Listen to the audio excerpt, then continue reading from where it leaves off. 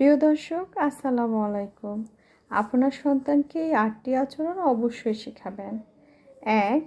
নিজের শরীরের যত্ন নেওয়া। ২.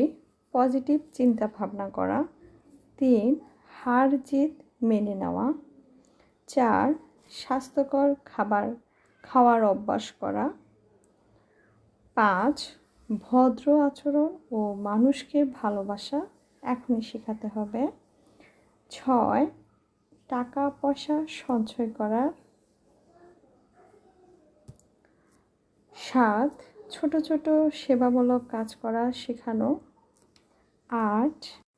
মন বড় করে দান করা শেখানো। ভিডিওটি ভালো লাগলে অবশ্যই একটা লাইক, কমেন্টস এবং শেয়ার করতে কিন্তু একটু ভুলবেন না। আর এটা হলো ডিম রোস্টের একটা রেসিপি, ভীষণ মজা। আজকে পর্যন্তই। ভিডিওটি ভালো লাগলে অবশ্যই শেয়ার করে দিবেন।